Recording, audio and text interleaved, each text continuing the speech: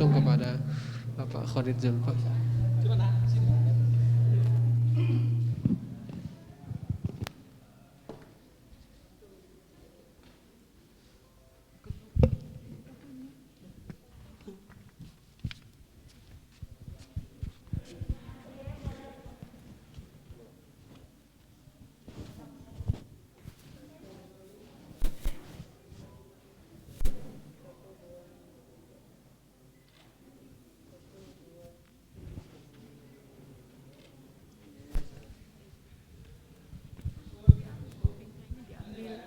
Diambil.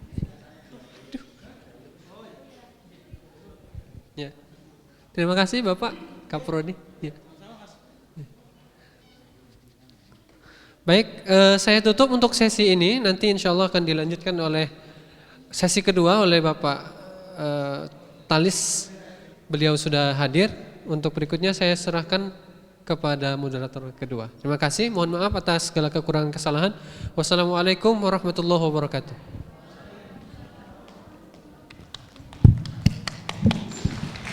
Nanti disampaikan besok datang lagi teman-teman, kan terakhir kan?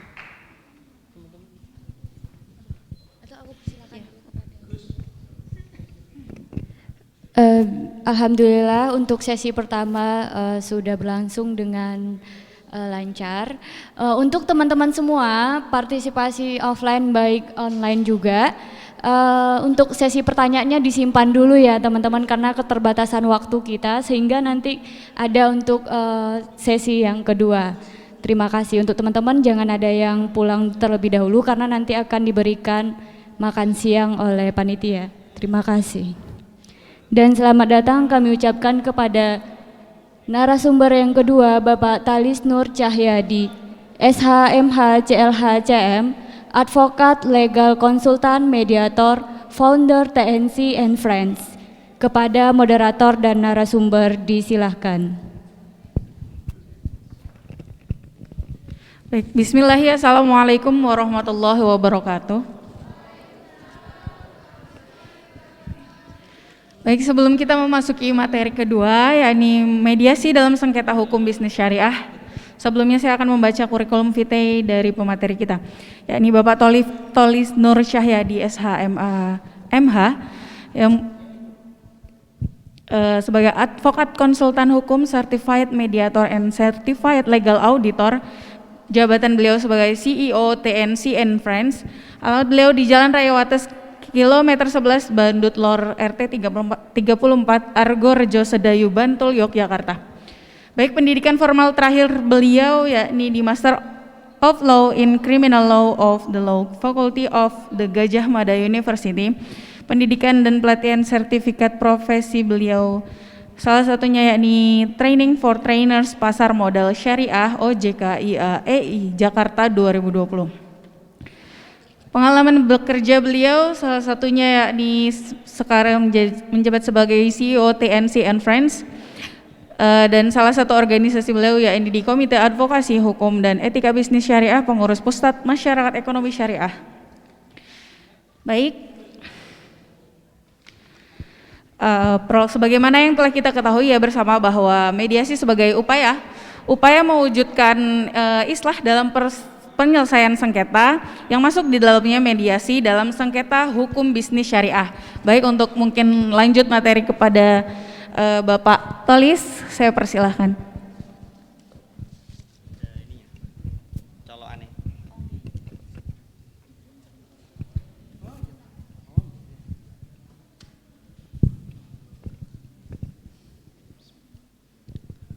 Assalamualaikum warahmatullahi wabarakatuh. Bismillah, alhamdulillah, wassalatu wassalamu ala ashrafil anbiya wal mursalin wa ala alihi washabihi ajma'in. Wala hawla wala quwata illa billahil aliyyil azim. Rabbi shrah li sadri wa yassir li amri wa hlul 'uqdatam min lisani yafqahu qawli. Yang terhormat Bapak Kaprodi, Magister Ilmu Syariah, nggih, teriaken Pak Khalid. Pak Dr. Abdul Mughis Al-Mukarram, Bapak Dr. Khalid Zulfa, dosen saya.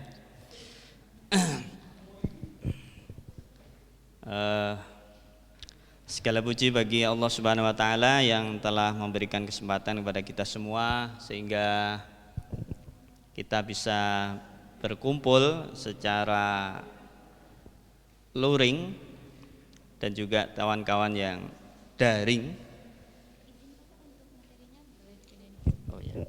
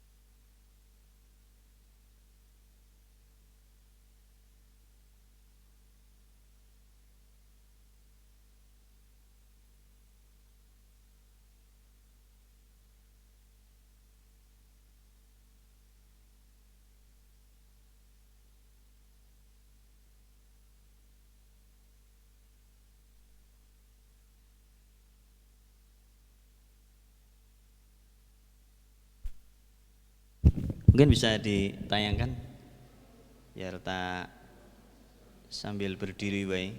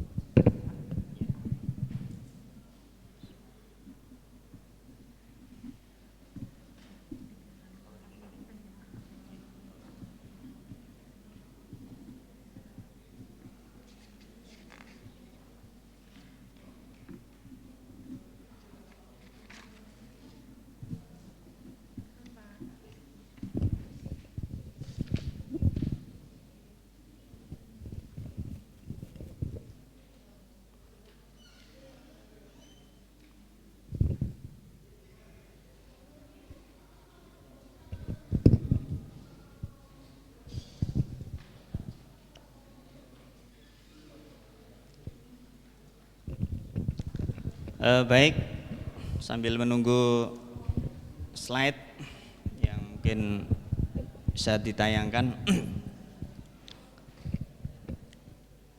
saya tak berdiri aja ya.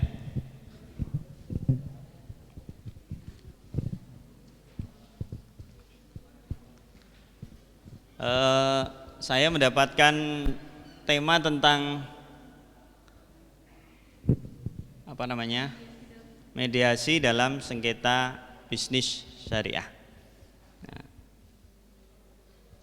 Kawan-kawan semua mungkin sudah memahami soal bisnis syariah ya, sesuai dengan prodinya ya. Prodinya apa ini? Apa? Campur ya? Campur-campur? Ya, gado-gado nggak apa-apa lah, tapi sama saja. Bisnis syariah itu mungkin sesuatu yang baru yang tidak banyak orang menggeluti begitu secara praktis ya. Kalau secara akademik mungkin sudah mulai banyak karena fakultasnya ada di sana, di Fakultas Ekonomi dan Bisnis itu. Kalau di sini kan ilmu syariah dan hukum gitu. Jadi bisnisnya di sana, hukumnya di sini. Nah, tinggal nanti dikombinasikan. Bisa jadi bisnis dulu baru hukum, atau hukum dulu baru bisnis. Nah, ini harus berkesinambungan. Kalau bisnis dulu berarti bisnis hukum, jualan hukum, ya kan? Kalau hukum bisnis berarti bagaimana meng-create bisnis itu supaya aman. Nah, banyak yang masih bertanya-tanya prospek tentang hukum bisnis syariah, ya, terutama yang syariah. Kita sudah melihat begitu banyak bank syariah di Indonesia, meskipun pada akhirnya juga pada berjatuhan karena sumber dana, sehingga untuk bersaing ke dunia global itu bank syariah yang plat merah itu kemudian di merger, sehingga punya kekuatan yang lumayan, posisi bisa sampai 10 besar di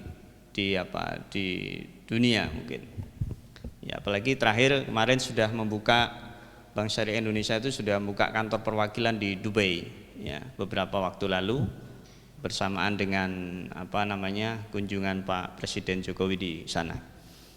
Nah, sebenarnya bisnis syariah itu tidak saja soal bank, tapi lebih banyak yang tidak soal bank, seperti BMT, Koperasi Syariah, LKMS, atau bisnis-bisnis lain yang kontemporer seperti financial technology. Ya, itu juga bagian dari peluang bisnis yang luar biasa. Fintech syariah itu sebagai bagian dari revolusi 4.0 gitu, revolusi industri 4.0, itu dampaknya luar biasa. Ya, kalau teman-teman semua itu kemudian mempelajari punya kekhususan di bidang tertentu, itu mungkin sangat luar biasa. Kalau saya lihat di kampus itu belum banyak yang mengikuti perkembangan. Yang dipelajari, yang diteliti, atau yang dihobini itu masih yang konvensional, maksudnya yang biasa-biasa. Belum masuk pada bagaimana pengembangan bisnis menggunakan teknologi informasi atau financial technology. Sangat banyak ya. Kebetulan saya memiliki beberapa klien di perusahaan-perusahaan financial technology dan juga perusahaan di supporting ekosistemnya financial technology seperti digital signature, kemudian know your customer, know your customer. Jadi kita bisa mengetahui jejak ya, track record dari seorang calon nasabah itu dari tanda tangan misalnya, dari key know your customer melalui elektronik. Nah, itu juga luar biasa, sehingga kawan-kawan hendaknya nanti misalnya kalau yang jurusannya bisnis itu keluar punya satu concern tertentu yang lebih maju daripada yang dahulu-dahulu. Karena kalau kita tidak berkembang, tumbuh dan maju, itu pasti ketinggalan. Nah, kita bisa, apalagi kalau dunia hukum juga begitu. Di dunia hukum sudah ada electronic code ya, ada e-litigasi, electronic litigation, yang itu semuanya menggunakan teknologi informasi. Jadi ketika seorang praktisi hukum itu tidak update terhadap perkembangan teknologi, maka dia akan tertinggal. Sidang tidak lagi perlu di pengadilan, tapi cukup nongkrong di warung atau yang pakai wifi, atau nongkrong di kamar yang punya paket data, itu sudah selesai, nggak perlu pakai dasi dan lain-lain. Nah, jadi dimanapun di seluruh Indonesia bisa dilakukan namanya e-litigasi. Nah itu luar biasa perkembangannya, sehingga kawan-kawan semua itu harus terus beradaptasi kemudian berinovasi supaya tidak ketinggalan zaman ya. Karena taghayyurul ahkam bitaghayyuril azman wal amkan, gitu, wal ahwal wal adah wan niyah, begitu kan. Nah, jadi perubahan hukum itu mengikuti perubahan ruang dan waktu, keadaan, kondisi, kebiasaan, dan seterusnya. Nah, kemarin beberapa waktu lalu ada fatwa tentang keharaman cryptocurrency, gitu kan. Nah, cryptocurrency diharamkan oleh Majelis Ulama karena itu dipakai sebagai mata uang. Nah, sebenarnya bukan soal haramnya, tapi soal bertentangan dengan undang-undang, itu saja. Kalau haram itu debatable, ada yang boleh, ada yang tidak. Tapi Majelis Ulama mengacunya pada undang-undang positif, bahwa selain rupiah, selain mata uang yang disahkan oleh negara, tidak boleh. Jadi rujukannya bukan lagi fikih. Fikih itu hanya bumbu saja. Tapi rujukannya adalah kalau ini dibolehkan, tidak diharamkan, maka akan kacau. Orang nggak pakai lagi rupiah. Padahal sekarang ini sampean semua kalau pesan makanan pernah lihat uangnya? Enggak kan? Enggak pernah. Bayar listrik nggak pernah lihat ininya. Nah, mungkin perlu digarap itu tesis hukum jual beli pulsa, barangnya nggak ada. Nah, kan belum ada itu skripsi tesis. Ini kan sama kayak kripto kan, sama. Barangnya nggak ada, nggak bisa dirasakan. Seperti kentut, itu kentut malah bisa dirasakan karena ada baunya, nggak ada wujudnya. Tapi kalau pulsa, ya kan, terus GoPay, link aja, OVO, nggak ada pernah kita lihat tahu duitnya. Bahkan mungkin honor saya nggak pernah tahu wujud duitnya karena mungkin ditransfer kan. Nah, jadi nggak pernah tahu. Jadi kondisi itu berkembang, maka hukum itu harus terus berkembang, nggak boleh ini. Dulu pasar modal nggak ada, sekarang ada, dan syariah. Padahal syariah itu misalnya ketentuannya tidak boleh utang itu lebih dari 40% daripada modal. Kalau dia lebih dari 40% dari modal, maka dimurtadkan, diriddahkan, dikeluarkan dari syariah, maka di blacklist, tidak lagi saham syariah. Loh, padahal di situ masih ada utang yang juga baunya riba, ya kan? Nah, tapi boleh sama MUI, karena kalau semuanya nggak boleh repot, ya. Kalau tidak bisa diambil semua, ya jangan ditinggal semua. Nah, jadi perkembangannya luar biasa, maka ini memberi motivasi kepada adik-adik untuk terus beradaptasi plus berinovasi. Adaptasi itu lebih mudah, tapi berinovasi itu agak susah. Maka harapannya kita terus beradaptasi dan juga berinovasi. Itu kunci dari kesuksesan kita. Ya, kalau hanya boleh mangan turu boleh, tapi mangan turu yang menghasilkan, ya kan? Artinya dodol panganan, ya mangan, gitu, ngicipi mangan, baru kesel turu, gitu kan, untuk duit. Nah, itu inovatif. Bagaimana misalnya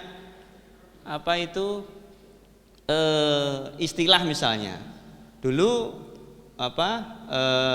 pakai diskon, sekarang nggak pakai diskon, beli 2 gratis 1, gitu kan? Padahal padha itu, ya kan? Nah, dulu pakai diskon 50%, rugi deh. Tapi kalau beli 2 gratis 1, dia untung. Nah itu hanya soal bahasa, tetapi punya implikasi bisnis yang luar biasa. Sehingga kalau kita nggak berkreasi, berbid'ah ria begitu dalam konteks muamalah, tentu kita akan tertinggal. Oleh karenanya teruslah adik-adik ini terus berkarya untuk kemajuan bangsa, untuk kemajuan keluarga, supaya nanti tidak tertinggal. Mungkin sampai 5 tahun yang akan datang sembuh apa yang terjadi di dunia teknologi informasi. Mungkin yang kripto tadi yang sekarang nggak boleh, besok jadi boleh. Karena Bank Indonesia bersama OJK sedang meng-create namanya uang elektronik yang mirip dengan kripto. Padha wae. Jadi memang karena belum siap, itu kemudian diharamkan dulu lah, ya kan. Nanti kalau udah siap, ya boleh gitu. Ini soal kesiapan perangkat. Pinjol juga demikian. Pinjaman online itu membantu loh ya. Itu kan model rentenir modern. Bank titil di pasar-pasar yang modern. Harian ada, mingguan ada, bulanan ada, termin ada. Gampang. Pakai jaminan enggak? Enggak kan? Coba sampean pinjam ke bank. Kan kudu ada jaminan nih. Enggak bisa hanya jaminan kepercayaan. Tapi harus ada jaminan, ada tanah, ada BPKB, 1 jam cair tapi dipotong oke. Gitu kan? Cair 1 jam cair utang 10 juta, potongannya 50%, bunganya 28%. Wih cair apa nih? Ya, cair utangnya maksudnya, tambah. Jadi agak susah memang. Nah, pinjaman online, finansial teknologi yang ilegal itu adalah bentuk bank titil modern yang mudah. Kapan saja jenengan tinggal klik, foto diri, fotone hilang nanti, ya kan? Nah, itu udah langsung cair, dipotong dulu. Nah, luar biasa. Sehingga kemudian banyak madorotnya diharamkan. Padahal juga enggak juga, tergantung konteksnya. Ya, enggak dibayar juga enggak apa-apa toh. Coba, sampean terus diterori sama pinjol itu, diteleponi keluargane. Coba dijarke wae. Kan kesel dhewe. Itu banyak dulu saya beberapa bulan yang lalu kedatangan alumni mahasiswa syariah juga. Itu dia punya utang 5 atau 10 ya, lupa, dari pinjol itu. Karena gali lubang tutup lubang. Kesenangan nyilih duit gratis kuwi. Akhirnya banyak melakukan pinjaman gak bisa bayar, gak bisa bayar. Akhirnya semua diterori, keluarganya diterori, ininya diterori. Terus tanya ke saya, "Terus gimana, Pak? Jarno ae." Ya kan? Nek kesel ya wis to leren. Mau diancam ya kalau nggak ada wujudnya kan nggak ada masalah. Tinggal budek wae kupinge. Gitu. Tapi kalau kemudian dirasa wah saya diancam, ya kowe utang kok. Gitu. Ya terancam no. Nek ra utang lah ra terancam. Tapi nek budek gitu, WA-ne rasa dibuka, ya wis. Terus nerornya pakai apa? Keluarga itu teror, udah dipeseni, "Hei keluargaku, kalau ada yang neror begini, biarkan aja. Biar dia kesel sendiri." Itu. Akhirnya orang bayar utang toh? Orang bayar utang. Karena utang itu adalah perdata. Kalau nggak bayar utang, silakan gugat. Itu kan? Itu bukan penipuan. Utang. Utang itu penipuan bukan? Bukan kan? Bukan. Namanya utang. Ada utang terus dilaporkan polisi? Nggak bisa. Kalau bisnis, investasi itu iya. Ya. Misalnya Anda investasi dulu ikut namanya? Umroh apa itu dulu? Nah, itu dijanjikan murah 15 juta umroh berangkat. Nah, ternyata umrohnya virtual misalnya. Virtual tour keliling Ka'bah itu. Nah, kan itu baru tipu-tipu, ya kan? Terus haji virtual nanti, ya kan? Nah, itu baru penipuan. Tetapi kalau yang utang piutang biasa itu bukan penipuan, tapi one prestasi. Nah, di dalam bisnis syariah itu sengketa mayoritas itu adalah one prestasi. One prestasi itu ingkar janji. Jadi kalau Anda janji nikahin perempuan, cewek, terus ya kan? Itu jenenge belenjani, ya kan? Belenjani. Aja belenjani. Jadi pacarane karo sapa, nikahe karo sapa. Nah, itu mesake. Ya kan? Wis modal entek. Ya, kasihan itu laki-lakinya. Ya makanya enggak usah pacaran aja lah. Langsung nikah aja. Nek gelem ya. Nek gelem ora gelem ya wis nasibmu. Ya. Itu. Jadi itu bagian harus inovasi, harus rayuannya agak maut sedikit gitu kan. Kan biasanya kalau dirayu perempuan tuh paling disanjung dulu, ya kan? Baru dia mau. Sanjung terus tinggal lunga kan tiba. Ya kan? nggak ada yang ini. Baik, nah di dalam bisnis syariah itu mayoritas sengketanya adalah one prestasi. One prestasi itu pertama tidak memenuhi janjinya sama sekali. Belas ra tau nyaur, takoi tarsok, entar besok, ya kan? Sesuk toh, ya kan? Makanya saiki iki nek meminjamkan uang secara pribadi itu hati-hati karena yang dipinjami itu ternyata lebih galak daripada yang meminjami. Jadi mending sampean nggak usah meminjami, wong yuran duwe duit kok minjami, ya kan? Pinjam saja karena belajar berkarakter menjadi orang galak. Jadi orang pinjam, ditagih kan nesu, gitu. Kowe ora ndelok lagi ngopo aku? Ah mbuh lagi ngopo, gitu. Sesuk tak dolke pekarangane wong. Nah. Nek gelem kae akeh kae ombo isine pirang kapling kuburan. Gadeke kuburan apa ya payu. Nah, jadi pertama tidak memenuhi janjinya sama sekali. Yang kedua, memenuhi melaksanakan janjinya tapi enggak sepenuhnya. Kon bayar 100, bayare ming 10.000. Baru kuwi ngilang. Ya kan? Goleki wong tuane ra ngerti. Goleki bapakne mbuh. Goleki adine ora urus. Urusannya dewe-dewe, urusannya sendiri-sendiri. Nah, itu artinya memenuhi janji tapi enggak seluruhnya. Kemudian melaksanakan sesuatu yang itu tidak yang itu dilarang. Misalnya ngekos itu enggak boleh dia dicet lagi. Ternyata dicet, dipiloki. KZR naik dulu terus ustadz gitu. Jadi kalau geng-geng di Jogja itu pastor gitu, kelitih, nah itu orek-orek ya. Nah, itu juga one prestasi. Bahkan kalau tanpa persetujuan bisa kena pidana itu kalau sampai rusak. Ya. Jadi mayoritas di dalam bisnis itu tidak memenuhi sama sekali prestasinya. Prestasi itu bukan terus lomba kayak orang. Ya, prestasi itu janji itu promise, ya kan. Nah, jadi jangan suka berjanji kalau nggak bisa menepati. Makanya kalau Anda ikut organisasi mahasiswa itu kalau disuruh berjanji diem aja, ya kan. Demi Allah, meneng ae pokoknya wis. Aku mau apa neng nggawa Gusti Allah. Nah, urusan dunia kok nggawa Gusti Allah kan repot, gitu. Memangnya penting begitu, ya kan? Ikut organisasi mahasiswa kan dibayar demi Allah meneng ae gitu. Karena begitu nggak bisa kerja, loh aku kan orang melu janji, kon kuwi sing janji, aku mau kok. Gitu. Bersediakah Anda diambil janjinya? Meneng ae, gitu. Kan bingung dhewe sing ngambil janji. Nah, soalnya rono gajine, rono duite. Nek duwite yo mantep ae to. Nah, baru kuwi dihitung cucuk ora, ya kan? Antara yang dijanjikan negara sama yang didapat, jangan-jangan malah tombok. Nah.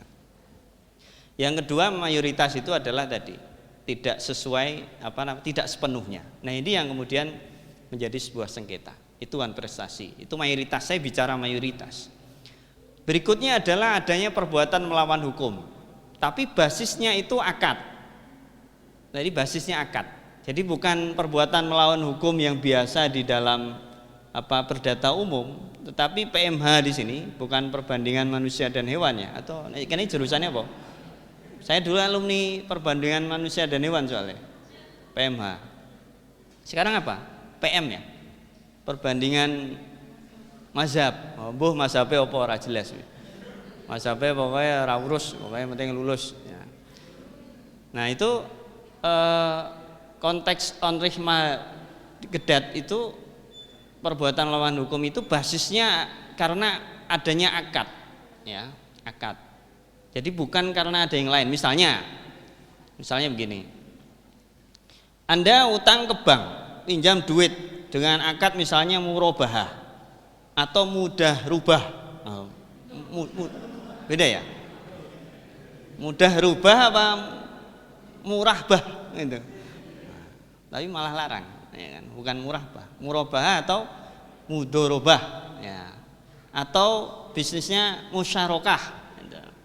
Yang mayoritas murabah lah ya. Kalau di Indonesia itu masih murabah. Kalau mudorobah bangi sing kukut. Atau musyarakah apa meneh, ya kan? Makanya bank itu nggak berani selain mudah rubah, musyarakah yang adanya murabah. Murabah itu kan, murabah itu apa? Hah? Murabah itu apa? Mbuh Pak, ngetine aku meng utang pokoke. Nah, wong desa ngono kuwi jawabane. Hah? Jual beli. Apa yang dijual? Hah? Saya kebutuhan ya. Jadi jual beli. Bukan utang loh, jual beli loh. Jual beli dengan apa? Yo belum, ini kok belum. Jual beli dengan apa? Hah? Dengan mendeklir harga pokok apa? Harga pokok apa? Harga pokok apa? HPP, harga pokok pembelian, ya HPP. Jadi harus ada declare murabah itu. Misalnya sampean pengen tuku mobil, ya dah, ngomong karo bang, bang, ane mau beli mobil, itu kan bang namanya. Bang, ane mau beli mobil nih, abang bisa nggak? Oh bisa. Nah, abang nanti beliin tuh, bisa pakai langsung, bisa wakalah, tapi nggak bil ujroh, bil ujroh bangkrut. Jadi dia beliin ke nasabah ini dengan menyampaikan harga pokok pembelian. Mobil iki tak tuku, tak beli itu 200 juta. Tak jual ke kamu 300 juta. Kowe gelem ora? Iso cash, iso mencicil. Nah, mencicil itu artinya ra iso bayar yo mencicil wae. Ana nyicil ora kuat mencicil. Nah, itu nyicil itu. Nah, itu murabah itu begitu. Jadi dideklir dulu harga pokok pembeliannya. Jadi kalau nggak ada declare pernyataan bahwa harga pokok pembelian itu nggak ada, itu berarti haram.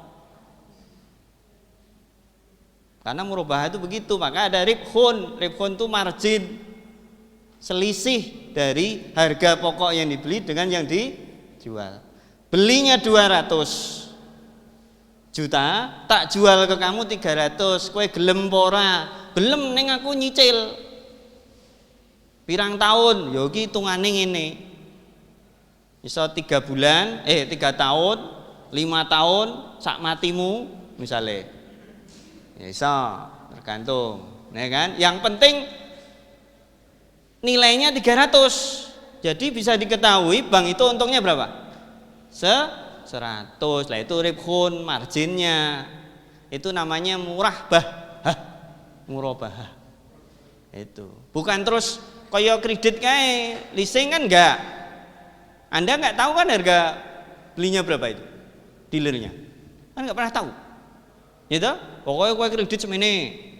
Ya toh bunganya semene. Ya kan?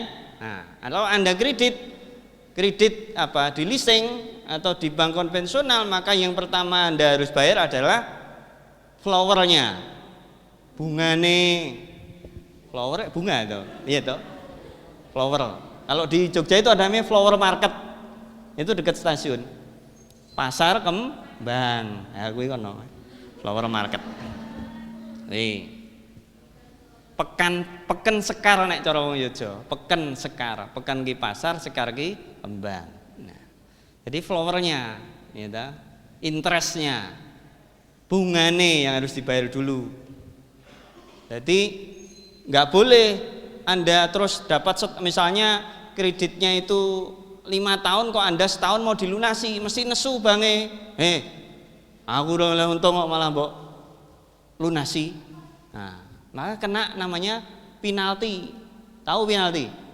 Itu karena ada pelanggaran loh penalti. Nah, itu nek bal-balan. Penalti itu kena denda. Sehingga karena yang harus dibayar itu bunganya dulu, ya kan? Maka dia kalau baru setahun kok mau dilunasi, itu pasti dicegah. Lah kan rugi banknya, baru dapat bunganya, ya kan? Maka kena penalti. Nah, disitulah namanya riba, ngeri banget itu loh. Nah, itu at'afam mudha'afa. Jadi berbunga-bunga hatinya, itu nggak boleh, maka haram itu konteksnya begitu. Jadi murabahah. Jadi harus tahu dulu tuh dalam praktek. Nek teori memang jelimet sampean. Oh, teori diapalke ora bakal hafal, malah ora dong. Esok ditakoki dosene mumet itu. Itu bimbingan rono rene akhirnya wah, bimbingan ora iso tetepan ya kan. Stres bunuh diri kan repot. Bunuh dirinya masuk ke sumur bor. Nah, ini. Sora bunuh diri masuk sumur bor, bisa nggak? Tahu sumur bor? Nah, itu sumur sing ra ono bolongane kan lho. Nah, mesti radong gitu. Jadi di situ itu namanya murabahah. Kalau mudharabah beda lagi kan? Mudharabah. Ada apa? Sohibul mal dan mudharib. Ya, mudharib. Jadi sohibul mal itu sing duwe duit, yang punya uang. Mudharib itu yang mengelola, manajernya itu. Nah, itu ada mudharabah mutlaqah, artinya investasi tidak terikat. Ada muqayyadah yang terikat. Sampean nabung ning bank syariah itu biasanya mudharabah mutlaqah, menyerahkan uang terserah mau untuk apa, yang penting saya dapat hasil. Hasil apa? Bagi hasil. Saya nggak mau tahu ente mau bisnis apa, bukan urusan gua, ya kan? Yang penting gua dapat hasil, bagi. Itu mudharabah mutlaqah. Kalau muqayyadah itu harus jelas bisnisnya apa, bisnis panganan arem-arem misalnya, ya kan? Angkringan 24 jam, ya buka terus. Kenapa buka terus? Karena nggak punya pintu. Iya, namanya buka ya kan? Buka 24 jam. Begitu jam ke-25 tutup. Ya kan? Kesal soalnya. Nah, itu mudharabah. Nah, mayoritas sengketa di bank syariah itu murabahah. Karena nasabah itu tidak bisa mencicil tadi. Menyicil akhirnya mencicil tok. Ditagih mencicil, tagih mencicil. Nah, nesu, stres, mati. Nah, akhirnya punya hak tanggungan bisa dieksekusi, dilelang. Itu. Nah, disinilah konteks kalau belajar mediasi adalah bagaimana menengahi.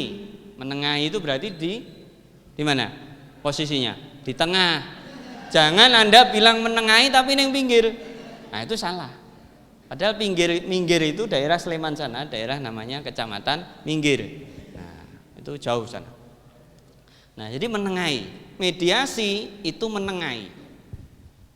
Menengahi untuk apa? Mencari solusi.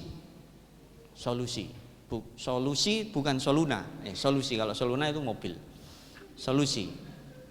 Jadi mencari solusi bagaimana bagusnya antara si lembaga keuangan syariah ini dengan si nasabah.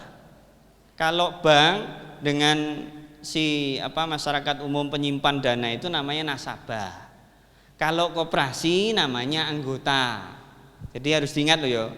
Ojo BMT itu namanya apa? BMT apa? Ayo. BMT singkatannya apa? Hah? Apa? Bank Mastalis. Oh, bank mumet terus ya iso karena Baitul Mal wa Tamwil, yaitu Baitul Mal itu bait itu rumah, mal itu apa? Mal itu harta, tamwil itu apa? Apa tanwil? Macan tanwil. Itu macan tanil. Apa tamwil itu apa? Orang ngerti piye tamwil. Tamwil yo mal sing mau disalurke kuwi lho tamwil. Ya kan? Kalau Anda meneliti BMT, Baitul Mal wa Tamwil, harusnya yang lebih pokok mana? Malnya apa tamwilnya? Nah, faktanya? Malnya apa tamwilnya? Faktanya? Tamwilnya, male keri. Makanya kuale. Coba Anda teliti itu.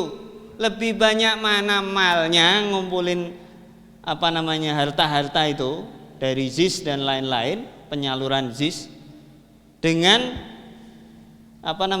funding, penghimpunan dana. Tamwil itu namanya penghimpunan dana. Lebih banyak tamwilnya. Islami enggak? Oh judulnya Baitul Mal ya urut toh ya. Mal sik lagi tamwil. Bukan tamwil dulu baru mal. Mal itu bentuk kecil dari mall. Nah, mall itu gede. Ya. Jadi kebalik-balik kan akhirnya. Nah, kalau BMT itu basisnya antara nasabah dan anggota, maka baina-baina enggak jelas. Karena enggak jelas, maka di Indonesia juga enggak pernah jelas status dari BMT. Maka kemudian pemerintah wis daripada jelas tak sarungi koperasi wae. Itu kan? Akhirnya dikasih sarung namanya koperasi. Masalah cocok apa ora? Ambuh. Kan sampai sekarang enggak cocok. Ya kan? Nah, koperasi coba. Koperasi itu dari, oleh, dan untuk siapa? Sing duwe, anggota. Nanti dicek ya, BMT itu dari, oleh, dan untuk anggota apa ora. Ya kan? Nah, coba, itu pertanyaan kritis yang akademisi juga nggak pernah mikir.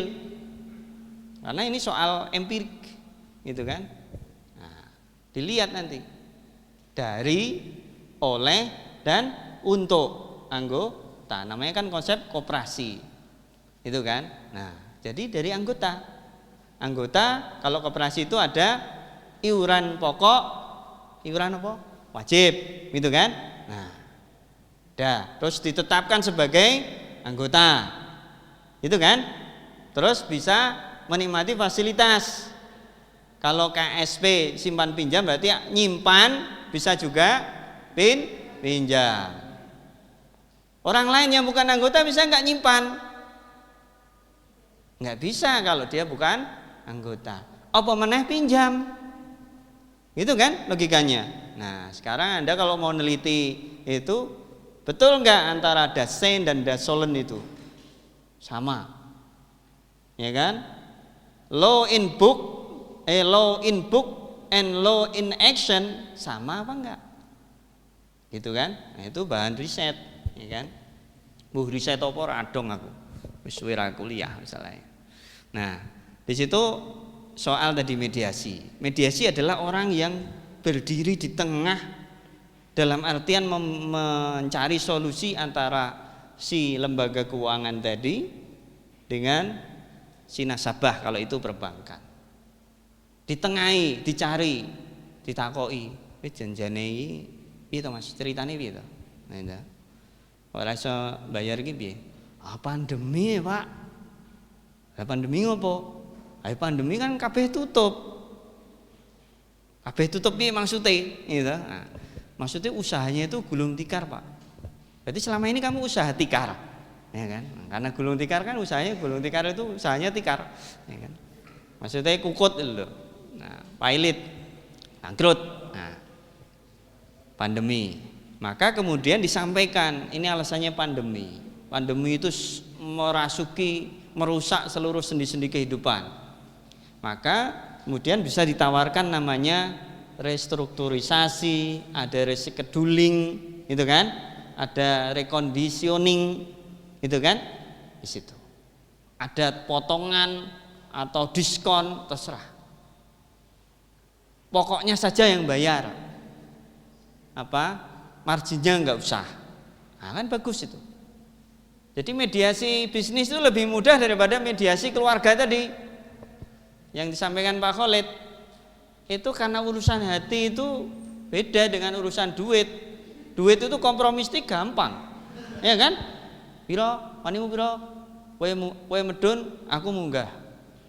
Nah, Yang penting nek soal hati kamu kiri, kowe nengen. Ya, beda dalan.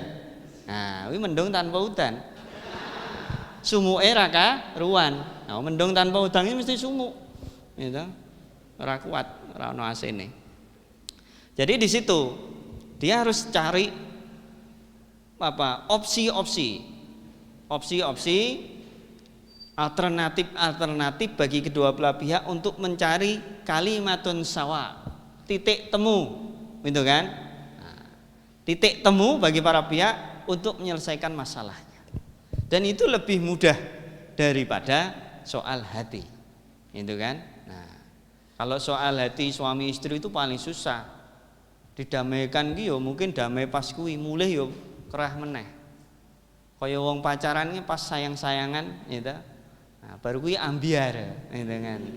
Nah, beda dalan meneh to. Apa neh ming pacare loro. Wah, pacarnya 2. Poligami dalam pacaran misalnya. Nah, itu. Angel to, angel gitu. Ngobrole karo sapa, tangane karo sapa. Wah, misalnya. Nah, itu kan luar biasa itu. Artinya sekali mendayung, ya kan, 2-3 cewek dapat, itu misalnya. Itu angel. Itu playboy cap kadal. Nah, nanti melet-melet kan loh. Nah, jadi mediasi dalam bisnis itu lebih mudah. Dan itu sering saya praktekkan itu, dan lebih banyak kalau istilah praktisnya fee-nya lebih banyak daripada yang urusan hati tadi. Nah itu mau nangis urusan apa tuh janjian itu, urusan anak harus dirampungi ya itu. Kan dia ora iso kecampur mediatore. Tapi kalau bisnis, fee-nya berapa, kamu berapa. Nah, kita sepakati saya dapat berapa, gitu kan. Nah, itu memotivasi kita untuk menyelesaikan, mencari jalan terbaik, gitu kan. Nah, ya begitu namanya profesi kok yo, iya kan. Biayanya mahal sekolahnya, ya kan, pengalamannya jam terbang ke sana terbang ke sini kayak kinjeng. Nah, itu kan butuh biaya, ya kan? Nah, sehingga saya itu ingin mengembangkan mediasi khusus di bidang bisnis syariah. Maka beberapa waktu lalu saya ditunjuk oleh Pak Erick Thohir untuk namanya membuat kelompok kerja Badan Mediasi Ekonomi Syariah yang khusus memediasi sengketa-sengketa ekonomi syariah di Indonesia. Nah, ini yang akan saya kembangkan bersama kawan-kawan supaya paling tidak ada harapan baru bagi kawan-kawan alumni Fakultas Syariah dan sejenisnya, ya kan? Ada profesi baru yang menjanjikan duitnya. Ya kan? Nah, kalau mediator di pengadilan agama itu mayoritas soal urusan hati-hati, ya kan, akhirnya. Jadi dapatnya juga hati. Nek terus jadi teman curhat malah bahaya. Bisa jadi, ya kan? Dia cerai dengan dia, dapatnya kamu. Wah, karena teman curhat dong Pak, gitu kan? Nah, repot. Akhirnya WA-WA-an terus dadian, malah untuk rondo tuh. Nah, janda. Nah, maka perlu dikembangkan namanya bisnis syariah. Nah, di situ ada tahapan, ya, tadi yang sudah saya sampaikan. Pertama adalah mengumpulkan data dan kemudian menganalisa. Jadi data itu penting. Seperti Anda skripsi, tesis, itu ada namanya pengumpulan data. Di kepolisian namanya puldat, singkatannya pengumpulan data meneh. Gitu. Cara mengumpulkan data kan macam-macam. Ono observasi, mubengi gitu, nilai terus, mubengi benteng misalnya, mengamati. Ada yang namanya interview, wawancara, ono daftar pertanyaane, ya kan? Ada ngobrol-ngobrol, wawancara tidak terstruktur, itu kan? Ada partisipatoris, dia ikut langsung ke sana, itu kan? Kan dapat data dia. Kalau nggak partisipatoris nggak bisa. Itu. Misalnya Anda meneliti soal fintech syariah, Anda nggak akan dapat data apapun kalau Anda tidak jadi investor atau orang yang meminjam uang, itu kan? Datanya dari mana? Dia kan nggak mau ngeluarin, uang itu rahasia. Begitu dikeluarin malah kena pidana. Itu kan membuka rahasia orang lain. Nah, itu namanya partisipatoris. Anda invest 500.000 untuk kemudian ikut peer to peer lending misalnya atau crowdfunding, itu Anda akan dapat akadnya. Akadnya apa? Diteliti, dipelototi. Akadnya sesuai dengan syariah apa ora? Atau malah sesuai dengan tarbiyah bukan syariah. Nah, bisa jadi. Karena fakultasnya banyak. Nah, atau usuluddin. Usuluddin ini ucul rutin, ya, ucul itu lepas, din itu agama, lepas dari agama. Misalnya itu kan guyonan zaman dulu begitu, uculuddin. Ya makanya pemikirannya kan banyak aneh-aneh karena tadi ucul itu uculuddin. Untuk ditambahi pemikiran apa namanya sekarang dan pemikiran Islaman. Nah, sebelumnya kan nggak pernah mikir berarti. Ya kan. Nah, dari uculuddin. Kalau syariah syariah dan hukum. Nah, itu kan juga sama-sama nggak jelas juga, ya kan? Syariah dan hukum. Syariah itu ora hukum, hukumnya ora syariah. Nah, dulu kalau saya setujunya itu hukum memang. Dan Anda bagus jadi sarjana hukum bukan sarjana syariah. SSY, sarjana apa tuh? SSY, sarjana syahwat apa? Sarjana malah ono sarjana setan kuwi. Nah, malah susah, makanya harus SA. SA itu kalau nanti S2 LLM gitu kan, SA LLM, susah hidup lama-lama mati. Nah, itu susah hidup SA LLM gitu, susah hidup lama-lama mati, bener. Nah, uripe susah kok ya toh. Suwe-suwe mati. Oh, ora susah wae mati, kok meneh susah. Gitu. Nah, di situ. Kemudian perencanaan mediasi, mengidentifikasi isu. Isu-isu apa yang kemudian bisa diidentifikasi dari persoalan yang ada. Isu ini soal pandemi. Berarti masalahnya itu soal pandemi. Masalah utama pandemi sehingga dia nggak bisa bayar. Ya, berarti harus ada relaksasi. Bukan permen. Tahu permen? Relaksa gitu kan. Nah, ini relaksasi gitu, pokoknya rileks lah. Artinya rodok melar gitu loh. Artinya nek bayar iki ora tepat waktu oleh agak melar gitu. Relaks. Ya.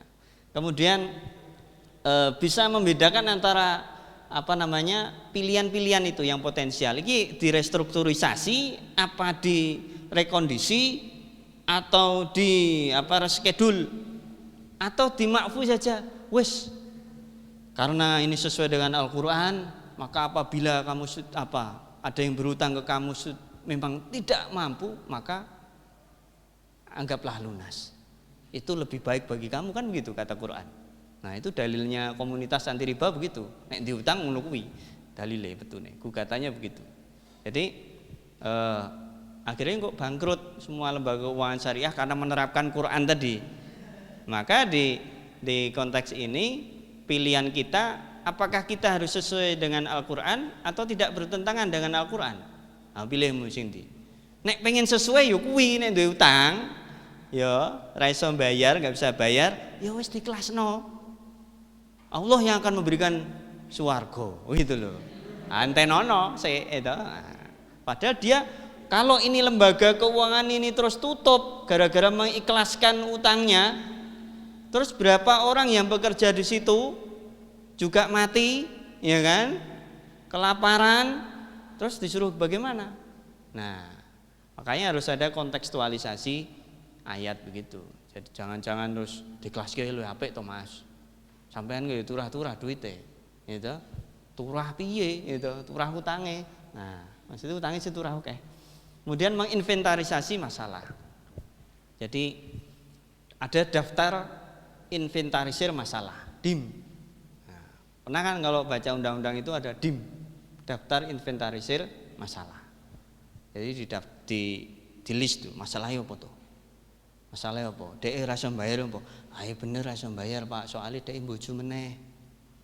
Nah, bojo duite sing nggo bayar kuwi untuk bayar itu utang itu ternyata dikasih istrinya yang baru.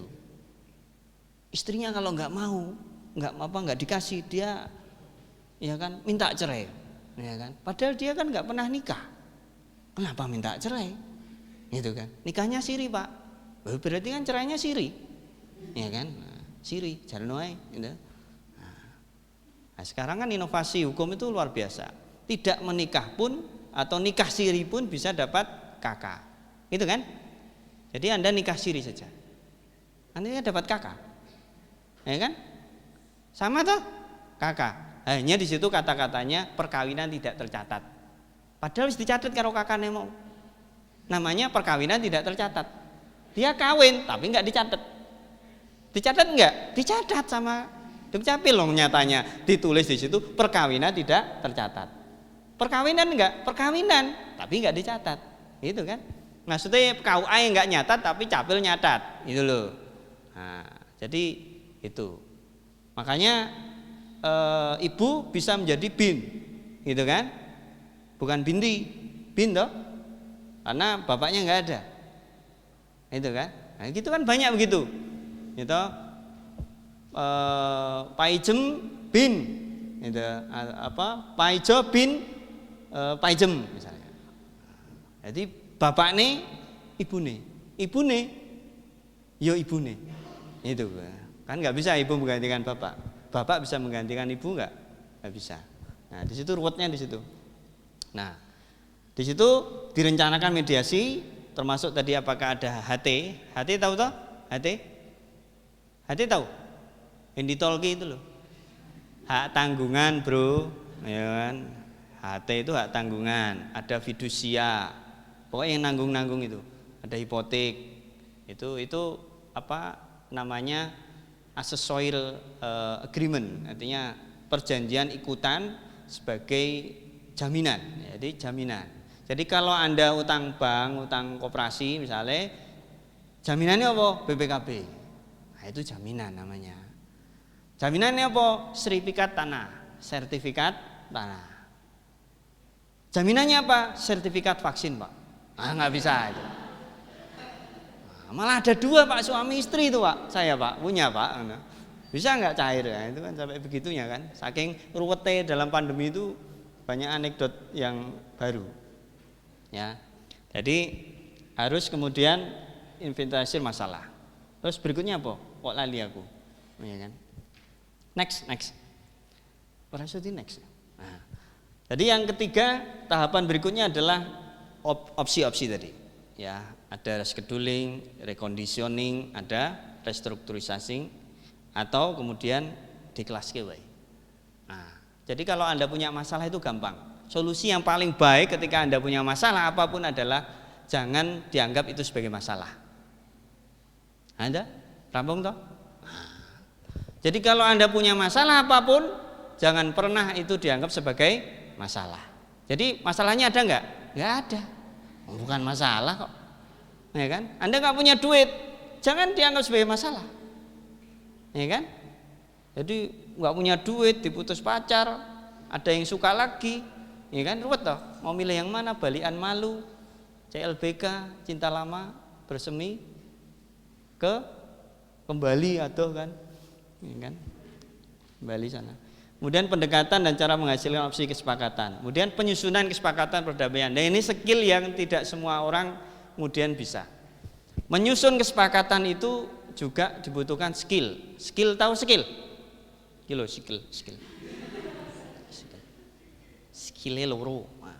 Jadi butuh skill. Keterampilan. Nah, terampil. Nah, di situ butuh.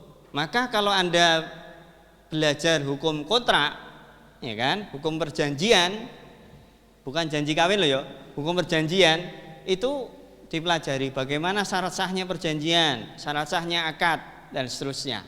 Maka menuangkan di dalam perjanjian, dalam kesepakatan itu harus punya skill tertentu. Dan itu harus hati-hati nanti supaya apa? Kesepakatan itu pertama harus bisa dilaksanakan. Ya kan? Dilaksanakan. Misalnya punya utang, terus tanggungannya adalah sertifikat.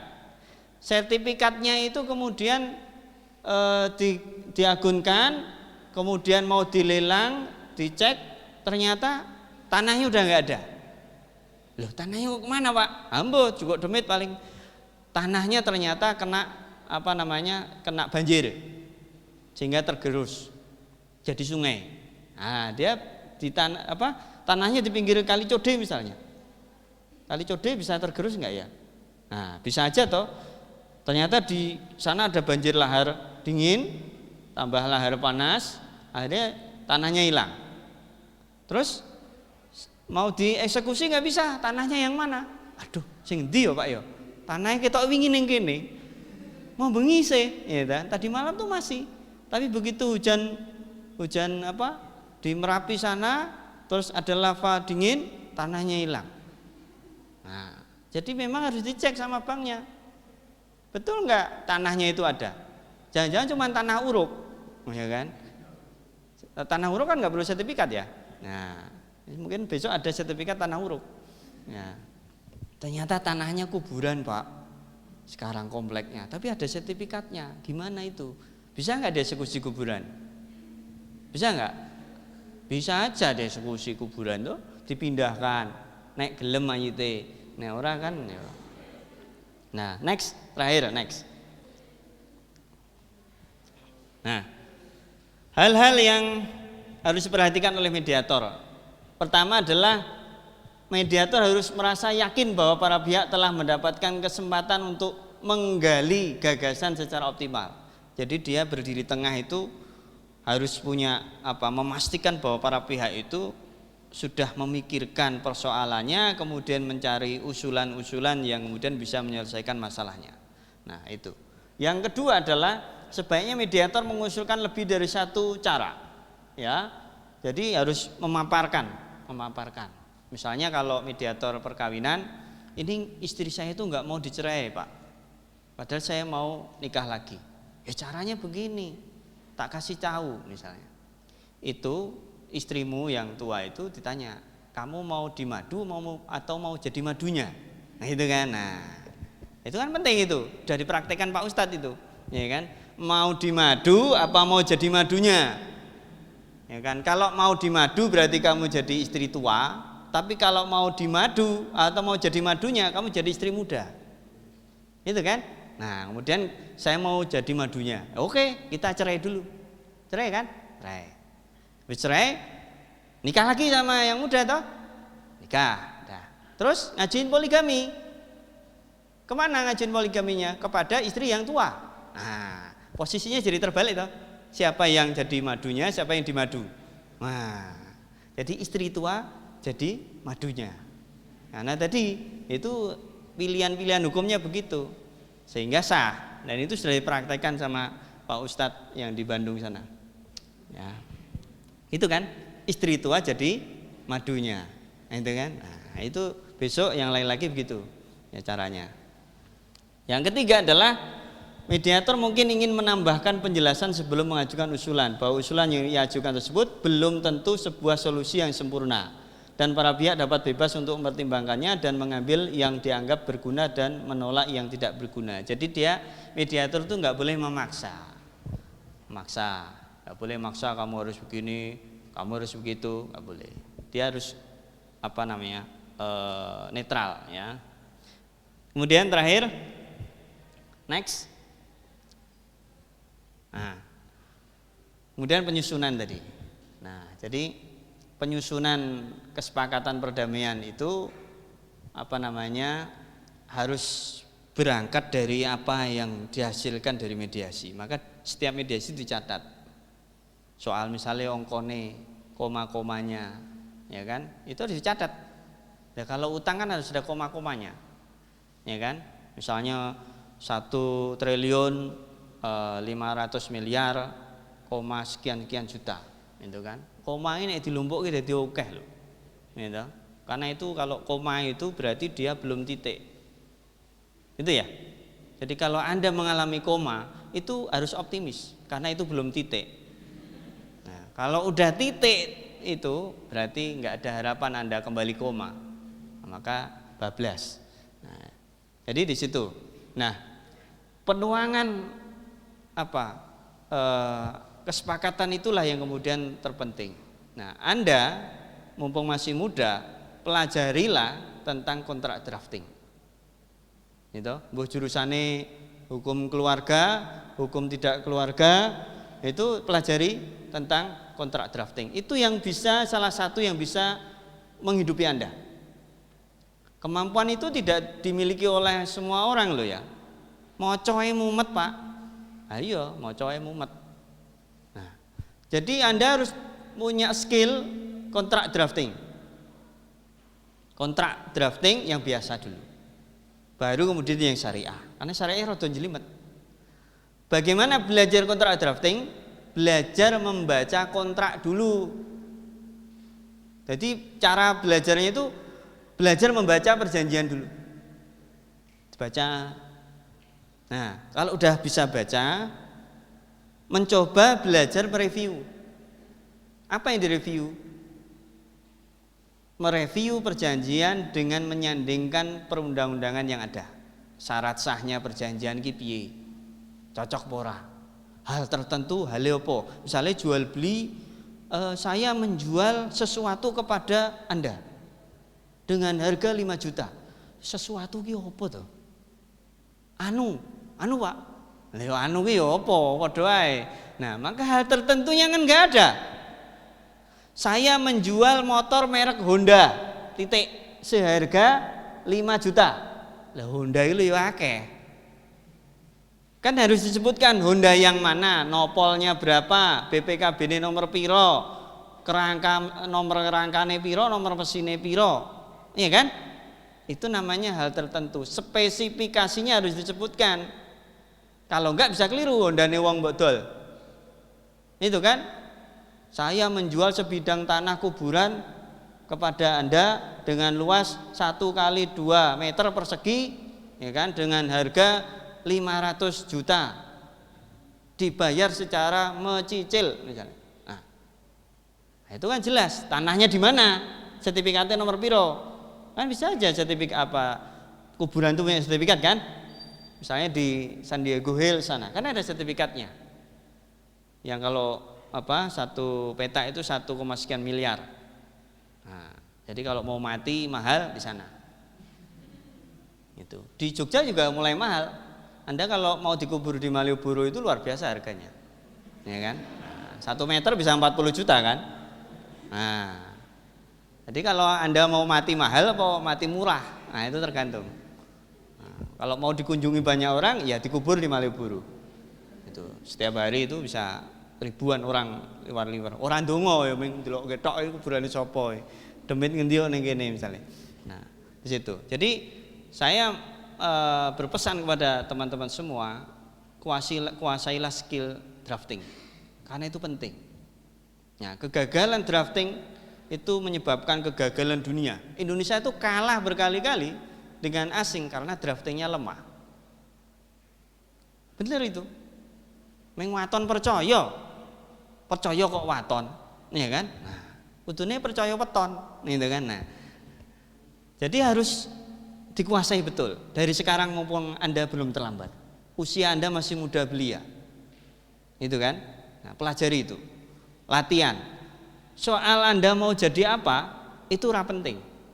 Yang penting iso merancang kontrak itu luar biasa. Coba bayangkan semua, saya itu kerjanya kan ngaudit tuh, ngaudit akad di beberapa lembaga keuangan syariah. Itu mayoritas wis ora karu-karuan. Main copy paste. Sama kayak DPR kita kan kerjanya copy paste. Gitu kan? DPR mana copy paste DPR mana. Lali radi ganti.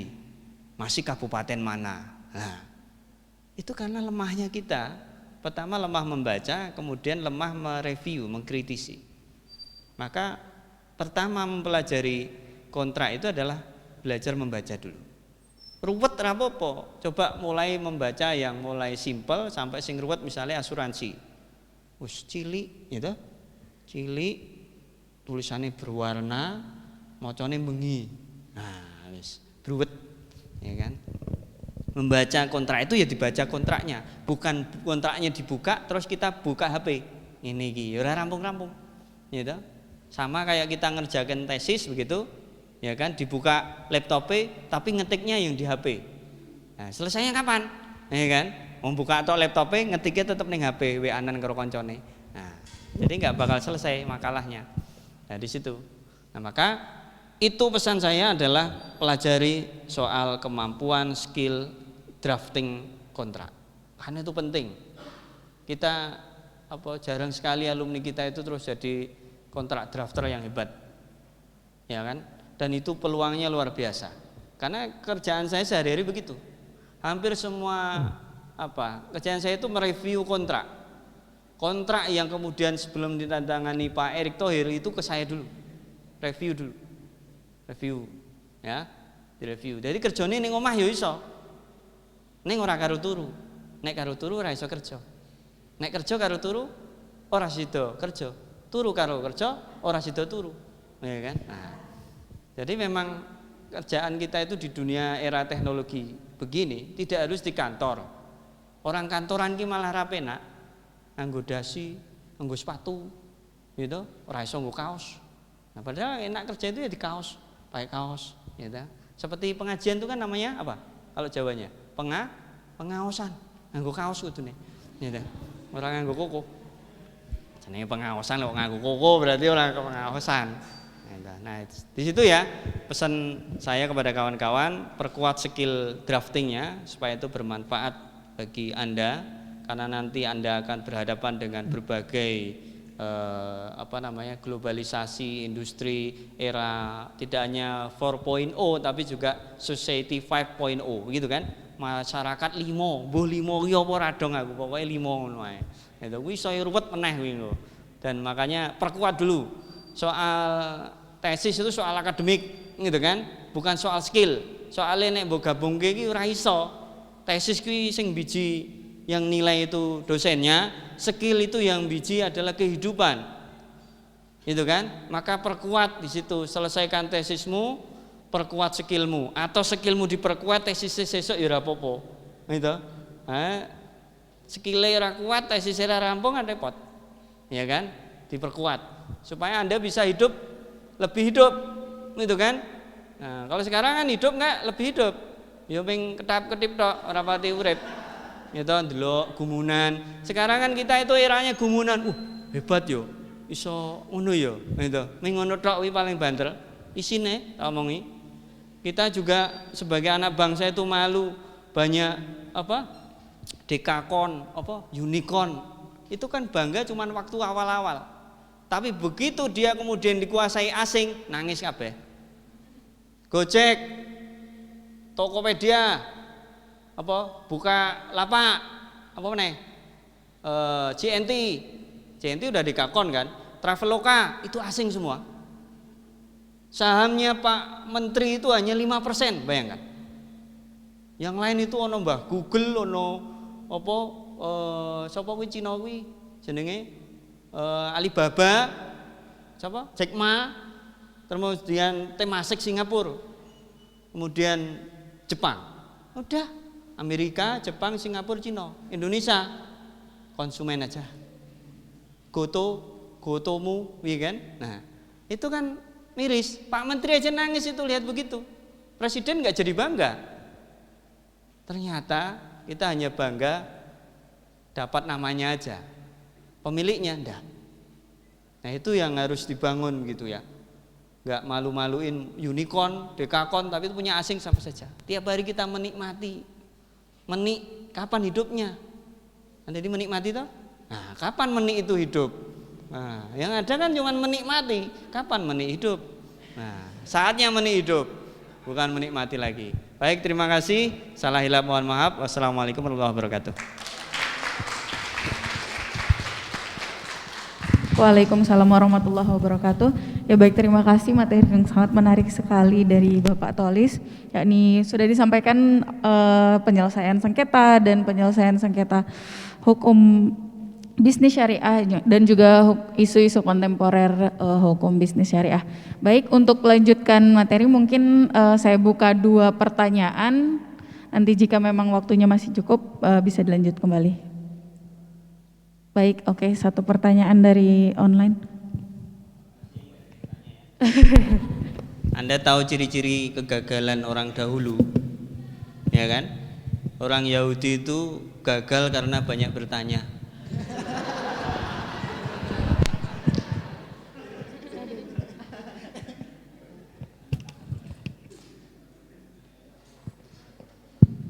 Baik, assalamualaikum warahmatullahi wabarakatuh. Perkenalkan, nama saya Maya Reska Amalia, saya dari jurusan Hukum Bisnis Syariah semester 1. Mohon izin Bapak Tali, saya izin bertanya. Jadi gini Bapak, saya kan berasal dari Kalimantan Selatan. Nah, di daerah saya itu saat ini lagi marak kasus tentang pembacokan, dan itu mengakibatkan meninggalnya seorang advokat yang masyhur di tempat saya. Nah, sebenarnya hal itu sudah biasa terjadi, pembacokan tersebut sampai meninggal. Hal itu seperti sudah ternormalisasikan karena ini dalam ranah illegal mining.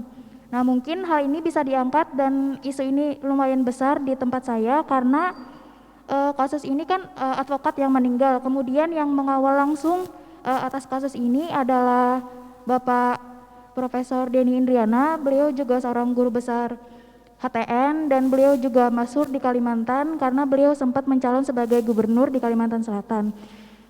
Berangkat dari cerita tadi, jadi saya ingin bertanya tentang perlindungan advokat itu sejauh mana sih, dan konkret menyelesaikan konflik itu sejauh mana, dan kalau bisa dikorelasikan dengan pembahasan tadi tentang perlindungan konsumen dalam penyelesaian sengketa bisnis syariah. Mungkin itu dulu pertanyaan dari saya Pak, terima kasih banyak. Assalamualaikum warahmatullahi wabarakatuh.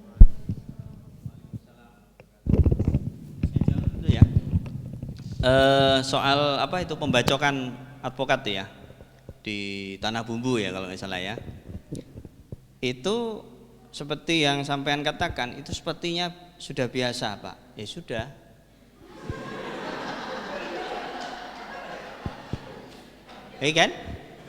kan nggak hanya dia yang mati, ada beberapa yang saya dengar itu tidak hanya mati dibacok tapi ditelindas alat berat dengan waktu yang bersamaan dengan Pak advokatnya Pak Denny Indrayana itu di Tanah Bumbu. Dan itu problem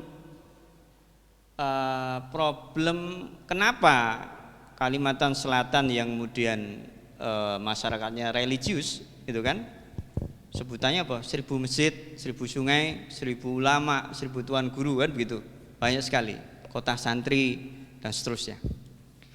Nah, tugas yang jadi pertanyaan adalah kenapa nggak ada hubungannya antara agama dengan kerusakan lingkungan? Jangan-jangan tuan gurunya sudah nggak mendukung, juga ikut menikmati. Karena ketika kampanye tuan guru juga disangoni, gitu kan? Dikasih fasilitas, masjidnya besar-besar, gitu kan? Di Batu Licin Haji Isam besar masjidnya, mungkin paling besar ya. Saya pernah ke sana juga. Itu di Banua 6 gitu ya, Banua 6 sama Banua 5 kalau nggak salah. Nah, ada dua al-hajat haji-haji begitu ya, yang menguasai perekonomian di sana. Dan itu juga menjadi tangan panjang dari oligarki pemerintah di Jakarta, sama saja. Ya. Jadi yang protes itu kadang mungkin karena nggak kebagian bisa. Karena tadi kan biasanya mati Pak, itu. Udah biasa, ya wes kalau biasa. Masyarakat udah biasa menghadapi itu, menghadapi ketakutan itu biasa. Yang bisa mencegah itu adalah edukasi, pendidikan. Yang jadi masalah adalah teman-teman terdidik dari sana itu enggan kembali. Seperti sampean mungkin besok lulus juga nggak mau kembali, ya kan? Membangun negaranya di sana itu kan nggak mau, sudah putus asa terhadap kondisinya. Oh boy, yo aku bisa. Jangan-jangan aku bagian dari dia besok, ya kan? Kan sama ketika kita teriak korupsi, wong kita SIM aja masih nembak kok. Nah gimana coba? Ayo toh, anti korupsi, ya kan? Tapi SIM aja nembak, karena ujian lulus-lulus. Dan memang dibuat nggak lulus supaya nembak, itu kan? Coba bayangkan. Terus dari mana kita mau memulai? Bingung juga kita. Dari atas nggak mungkin, dari bawah mengpodo wae, ya kan? Oleh karenanya mari kita nikmati keadaan yang ada. Raisa aja. Sarjana hukum katanya hukum itu adalah tool of social engineering, itu kan? Hukum itu adalah alat untuk perubahan sosial. Jadi Anda menjadi social engineer, bukan law engineer ternyata. Itu kan? Karena tool of social engineer. Sarjana sosial, orang sarjana hukum ternyata, ya kan? Nah, jadi rumit soal gitu, soal tambang itu udah sekian diwariskan nenek moyang, kakek moyang kita, nenek nggak ikut nambang ternyata. Kakek nenek kita kan pelaut, kakek kita di Kalsel itu ternyata penambang, itu kan. Jadi masalah, ya pergolakannya luar biasa dan hegemoni oligarki negara luar biasa kuat. Coba bayangkan, ketika ada kasus penyidikan, ya kan, kasus suap pajak perusahaannya John Lynn, gitu kan? Nah, tiba-tiba Pak Jokowi meresmikan pabriknya Pak Haji Isam, gitu kan? Loh, luar biasa toh? Nah, jadi ya begitulah dunia ini penuh dengan sandiwara, maka jangan percaya. Bagaimana hukum melindungi advokat? Lah, ini yang perlu saya jelaskan. Advokat itu punya hak imunitas. Itu penting, harus dicatat ya. Advokat itu punya hak imunitas seperti DPR juga punya hak imunitas. Tapi imunitasnya itu bukan bebas. Dia terbatas. Kapan terbatasnya? Sepanjang dia diikat oleh kuasa. Itu aja. Misalnya saya bicara di sini bukan sebagai profesi advokat loh. Nggak dapat kuasa dari siapa-siapa. Kan menjalankan kuasa, mendampingi, mewakili, memberikan bantuan hukum, memberikan konsultasi hukum, itu ada aturannya. Jadi imunitas advokat itu tidak bebas ngunek-ngunek ke wong, memaki orang, menghina orang, terus loh saya itu kebal loh Pak, saya advokat. Dasmu, gitu kan? Dia nggak paham. Karena imunitas itu ya terikat pada dikuasanya, disebutkan enggak di situ. Maka kalau ada lawyer itu di Jakarta ngomong ke wartawan, itu bisa jadi dia melanggar etik. Karena bisa jadi dikuasanya dia tidak diizinkan untuk berbicara di depan wartawan. Itu kan? Namanya mendampingi atau mewakili. Ya apa yang diwakilkan, apa yang tertulis. Itu kan? Itu jenenge kebablasan, sok-sokan, sok suci, gitu. Sama juga hakim itu imun ketika menyidangkan. Tapi begitu tidak menyidangkan terus dia main bobok siang misalnya dengan perempuan lain, ya itu bukan hakim, dia tukang bobok siang, tukang jajan, nggak imun. DPR juga gitu. DPR itu imunnya ketika sidang di parlemen. Begitu keluar terus jajan tangan ngendi-ngendi, ya nggak imun. Imun dari Hong Kong. Gitu kan?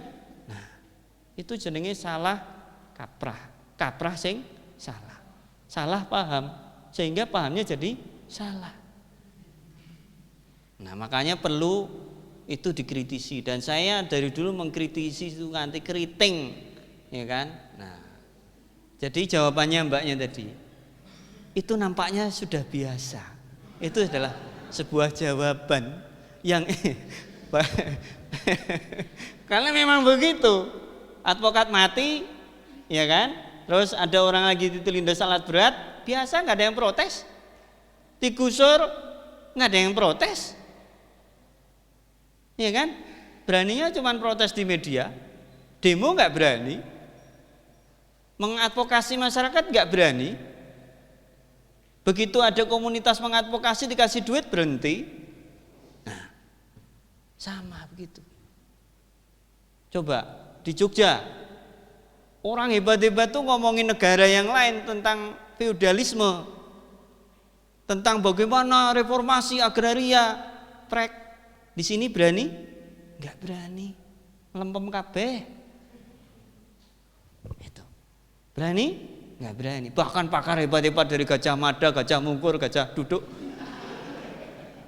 yang ahli pertanahan aja enggak berani mengkritik sini. Kritiknya di luar. Bahwa ini tanggung jawab presiden, reformasi agraria. Di sini ya wis panggone kene wis penak Mas, wis rasane aneh. Ya coba. Ya kan, pelarangan demo kok dilarang di sana, di Jakarta, di sini dilarang, diem saja. Bahkan mahasiswa sekarang nggak demo masak paling, ya kan? Nah, karena tadi al-haq al-adah al-muhakkam. Jadi hukumnya kono kae di tanah bumbu kalsel udah biasa. Tanah bumbu benua 6, benua 5 itu udah biasa orang mati karena tanahnya nggak mau dibeli, dipateni, kan gitu. Karena di situ ada tambangnya batu bara, nilai kalorinya 6.000 kalori, paling tinggi kan? Nah, nggak mau dibeli, ya dimatiin. Nggak mau diganti rugi, dimatiin. Ya udah begitu. Hukum rimba yang religius begitu. Dan itu udah nek lihatnya. Itu. Saya tuh bolak-balik ke sana. Ya kalau nggak nonton ya ikut kolaborasi saja, gitu kan sekalian. Lah daripada ini kan melawan juga nggak bisa. Siapa bisa melawan? Oh, di belakangnya ada militer, di belakangnya ada senjata. Siapa yang bisa melawan? Rakyat mana? Rakyat terdidik mana? Sehingga orang sana terus tinggal di sini bertahun-tahun nggak pulang ke sana. Ke sana cuman piknik aja. Itu mungkin sampai juga begitu kalau dapat orang sini besok. Gak berani pulang ke mana? Rumahnya mana? Banjarmasin. Banjarmasin apa Banjarbaru apa Banjarnegara? Hah? Banjarmasin. Nah, coba. Banjarmasin aja nggak bisa jadi ibu kota kan? Harus pindah ke Banjarbaru. Nah, coba. Nah, itu problem-problem lingkungan hidup itu luar biasa. Dan kita sehari-hari begitu. Di Jogja begitu kan? Berapa HP sing ora payu wis dibuang ke tas. Makanya kemudian teknologi itu kemudian juga dikembangkan supaya apa? Mereduksi pencemaran lingkungan, mereduksi kerusakan lingkungan hidup. Misalnya sekarang, saya kasih contoh nih. Anda kalau bimbingan kan pakai kertas, ya kan? Kertas. Tanda tangannya masih basah, begitu toh? Masih basah kan selama ini? Ini harus tanda tangan Pak, 5 kali Pak. Honornya padahal cilik, 10 tanda tangan. Sekarang harusnya tidak lagi masih pakai tanda tangan manual begitu. Setiap ke bank tanda tangan, beda tanda tangan nggak bisa cair duitnya, repot kan? Maka harus dikembangkan namanya teknologi tanda tangan digital yang tersertifikasi. Autentifikasi. Begitu. Digital signature, sertifikasi authority-nya ada. Jadi nggak perlu lagi. Otentik. Anda baca undang-undang ITE coba. Kekuatan otentiknya tanda tangan digital. Nggak perlu lagi bimbingan Anda dari mana? Dari kos, dosennya dari kamar rumahnya, tanda tangan, baca, tinggal klik aja udah muncul tanda tangannya. Dan tersertifikasi. Apa susahnya? Gak harus menghadap atasannya kapan pulangnya. Ini Pak pimpinan sedang umroh ke Eropa. Nah, umroh kan biasanya ke Eropa, ya kan?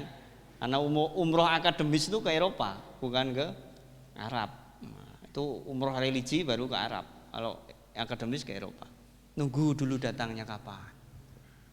Selak bosok no. Ya kan? Maka ini teknologi itu dikembangkan supaya paperless. Paperless itu berarti orang nganggo kertas. Dengan paperless berarti aman lingkungannya, tidak ada penebangan pohon. Berapa ribu setiap hari itu ditebangi untuk bikin kertas. Sinar dunia sinar. Mana si jene? Apa? Kiki. Nah, seterusnya ono sing abang-abang, ono sing wangi gitu. Biasanya kalau mbak-mbak kan suka yang wangi-wangi warna-warni gitu kan. Sekarang udah nggak perlu, cukup pakai HP semuanya bisa, pakai laptop semua bisa. Ngapain lagi pakai kertas? Ya kan? Nah, berawal harus dari kesadaran bahwa hibdul bi'ah, ya kan? Menjaga lingkungan hidup itu bagian dari maqasidus syariah. Kerusakan lingkungan terjadi maka kita hilang untuk bisa menjaga hifdun nasl, hifdun nafas, hifdul akal, hifduddin. Maqasid syariah hilang semua. gara-gara rusak lingkungan. Nah, mulailah dengan yang digital. Gitu tanda tangan. Saya dari 2 tahun yang lalu semua aspek bisnis tanda tangan digital yang tersertifikasi. Kan tanda tangan digital itu ada yang tersertifikasi, ada yang tidak. Yang tidak itu bisa dipalsu karena tidak menggunakan algoritma. Paham algoritma? Nah, tidak kemudian diintegrasikan identitas Anda sebagai penanda tangan dengan dokumennya. Kalau yang tersertifikasi itu diintegrasikan antara tanda tangan Anda dengan identitas Anda dengan dokumen. Jadi nggak mungkin dipalsu. Dan itu langsung terlink ke Dukcapil. Jadi begitu masuk tanda tangan Anda itu udah terkonfirmasi bahwa yang tanda tangan itu adalah sesuai dengan identitas yang ada di Dukcapil. Nggak mungkin dipalsu. Dan itu dikunci sangat erat. Dan algoritmanya secara periodik itu terus berubah. Begitu dihack, nggak bobol-bobol, dia udah berubah. Begitu bobol. Jadi nggak bisa. Nah, itu luar biasanya teknologi. Nah, makanya semua sekarang pemerintah itu menggunakan tanda tangan elektronik. Ada barcode-nya, ada tulisannya di bawah, Badan Sertifikasi Elektronik. Itu kan? Nah, warnanya biru. Itu untuk pemerintah. Swasta banyak sekali yang tersertifikasi. Jadi udah penak nggak usah perlu apa. Dan itu bisa dikoreksi. Kalau belum tanda tangan bisa dikoreksi. Dan itu kecanggihan teknologi. Dan itu yang tanda tangan, pabrik tanda tangan di sini itu ada di sana, jalan Imogiri itu. Mungkin kalian bisa studi banding apa, studi komparasi apa, studi apalah pokoknya judulnya. Itu mengenal teknologi tanda tangan. Itu ada itu. Perusahaannya di jalan Imogiri. Itu perusahaan penyedia tanda tangan terbesar di Indonesia. Ada di Jogja. Dan itu dilakukan oleh anak-anak muda umurnya 25, 26. Luar biasa. Nah, makanya jangan jenenge gaptek. Gitu. Enggak ada duit, yang penting orang gaptek. Nah, tok-toke kan pinter ngono. Nah, gitu ya. Ada lagi pertanyaan? Enggak usah ya. Karena tadi saya sudah cerita bangsa Yahudi tadi loh. Runtuhnya bangsa Yahudi itu karena banyak bertanya. Sidik-sidik takon kok sidik-sidik. Silakan. Satu aja ya. Ya, terima kasih atas kesempatannya. Assalamualaikum warahmatullahi wabarakatuh. Waalaikumsalam warahmatullahi wabarakatuh. Saya ingin bertanya mengenai strategi dalam berbisnis dengan melakukan pendekatan interaksi dan inovasi dalam hukum Islam, hukum ekonomi Islam itu seperti apa ya Pak? Dan mengenai penjelasan tadi, anggapan bahwa diri kita tidak memiliki kesalahan, berarti poligami dalam berpacaran itu dibolehkan ya Pak? Ya, ya, saya kira seperti itu Pak. Lebih dan kurangnya mohon maaf.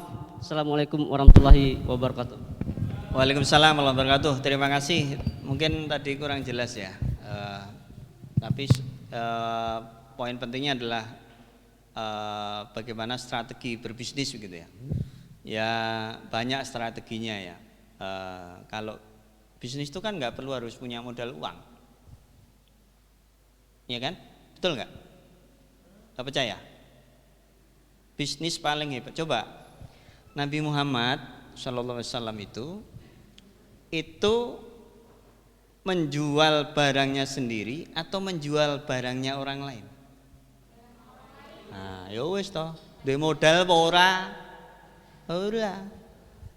Punya modal enggak? Enggak, modalnya apa? Kepercayaan. Maka sifat Rasul itu kan yang 4 itu, sidik, atine jujur. Apa onone, makanya tadi murabahah itu konsep kejujuran. Harus dinyatakan HPP-nya, harga pokok pembelian. Itu kan?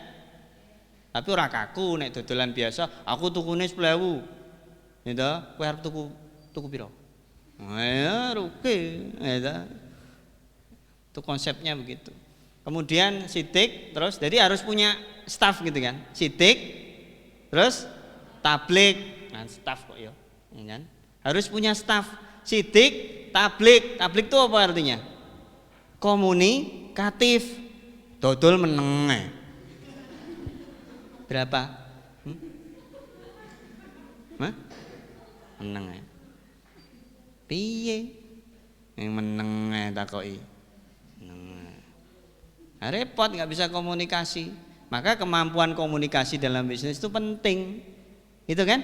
Nah, komunikasi itu kan luas tuh, ya kan? Bisa verbal, bisa non verbal, bisa tertulis. Maka ada namanya konten kreator. Itu komunikasi luar biasa yang mempengaruhi mata kita. Kalau kita membaca dengan mendengar itu lebih banyak, kekuatannya lebih banyak membaca. Jajal maca nggon novel kae, kan mulai bayangke kaya ya kan. Eranya sekarang kan begitu. Kalau dulu lebih kuat mendengar karena masih sandiwara radio. Tutur tinular, Brahma Kumbara itu mengrungokke radio bayangane iso gelut tenan. Mantili, Brahma Kumbara dan seterusnya, ya kan? Tapi sekarang kan lebih banyak membaca dengan membayangkan. Wah, bayangannya wong ayu tenan itu. Padahal yang tulisan. Dia terbawa sampai mimpi tindien akhirnya. Ya, nah, ra iso obah. Nah, itu tablik. Kemudian amanah. Amanah itu ada trust kan? Kepercayaan. Gitu? Bisnis kalau tidak didasari dengan kepercayaan kan enggak jadi. Aku ra percaya engko mlenjani janji. Jare ngrabeni ora sida, nah kan, malah milih wong liya misalnya. Nah, itu enggak amanah. Yang terakhir adalah fatonah. Fatonah dulu pernah ketangkap KPK kayaknya dulu. Ahmad Fatonah. Udah namanya bagus sekali itu, Ahmad Fatonah. Ahmad itu terpuji loh yo. Luar biasa toh, Fatonah. Wis jan. Salah jeneng. Maka banyak ulama itu, beberapa ulama mengharamkan menggunakan kata Ahmad dan Muhammad gara-gara ngono kuwi, ya kan? Nah, karena enggak usah pakai Muhammad, nek sing wis bacot ya wis disingkat wae M atau Moh ngono. Kan jenenge Moh atau Muh gitu kan. Nah, jadi fatonah. Fatonah itu berarti apa? Cerdas kan? Bisnis kan harus cerdas. Melihat apa? Peluang. Peluang itu berarti peluang. Gitu kan? Nah, di mana ada peluang berarti situ ada uang. Peluang sama juga beruang, gitu kan? Beruang, gitu. Di duit. Jadi staff ini adalah strategi bisnis kita. Enggak punya modal duit enggak apa-apa. Modalnya abab. Tahu abab? Nah, itu tablik tadi ngomong Nah, Nabi kan begitu. Dia enggak punya barang. Iya kan? Barangnya Siti Khadijah. Terus dia menjualkan. Ini cara saiki berarti piye? Sales, ya kan? Makelar, ya kan? Broker, itu kan? Coba, punya modal enggak? Enggak. Yang penting awake sehat, uteke waras. Iya kan? Nek awake sehat kan ra iso dodolan. Uteke rada waras kan selencong. Susah. Jadi jangan terus harus modal duit. Modal dengkul wae iso. Bisnis itu. Lah, lawyer modal apa coba? Anda tahu modalnya lawyer apa? Ya ngomong-ngomong ini gitu. Ngomong-ngomong kono, ngomong-ngomong rene. Diskusi, modalnya apa coba? Maklar tanah juga begitu. Dia nggak punya tanah, tanahnya orang lain. Laku, pokoknya kalau berhasil tak kasih 2,5%. Nah, lumayan tuh. Tuwakalah bil ujroh, itu kan dapat ujroh. Agen asuransi, punya asuransi enggak? Jualin aja dia dapat fee, itu kan. Terus Bukalapak itu modal apa? Bukalapak modalnya buka lapak. Barangnya punya siapa? Punya orang. Tokopedia buka toko. Terus apa nih? GNT mengater-ater tok. Kan? Coba. Apa meneh? Lazada, Blibli, Shopee. Iya kan? Nah, coba modalnya aplikasi. Yo percaya ki orang-orang. Oh, 11 harbol. Bakar duit, itu kan? Coba modalnya apa? Itu toh. Makanya Pak Nadiem itu nggak modalnya mengaplikasi, terus bisa dijual. Hanya itu kan, makelarane itu. Jadi modalnya apa? Nggak ada modal. Modal abab nek cara wong Jawa. Modal komunikasi. Kamu butuh tanah, tak cariin. Kamu mau jual tanah, tak jualin, ya kan? Jadi palu gada, apa lu mau, gua ada. Nah, lawyer juga begitu. Apa masalahnya? Bisa semua. Nggak boleh lawyer itu ngomong nggak bisa. Rapayu. Caranya misalnya ada ibu-ibu datang diskusi apa minta pendapat, Pak ini saya punya masalah soal sengketa di bursa efek Pak. Mumet bursa efek, gitu. Nah, batine, tapi dia optimis. Oke, gimana ceritanya Bu? Kita cerita panjang. Ibu bawa berkasnya enggak? Wah enggak Pak, tinggalan di rumah.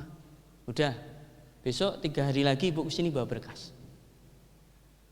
Nanti kita jawab. Nah, Ibu kan pulang itu. 3 hari lagi datang. 3 hari adalah waktu untuk belajar. Belajar dari buku, belajar dari Mbah Google, belajar dari senior. Begitu ibunya datang wis kaya wong pinter kae. Jelaske bahwa gini, gini. Itu lawyer tuh begitu. Seperti orang pinter kan? Fee-nya gede. Pede karena. Nah, bisnis harus pede. Ya kan? Nah, itu.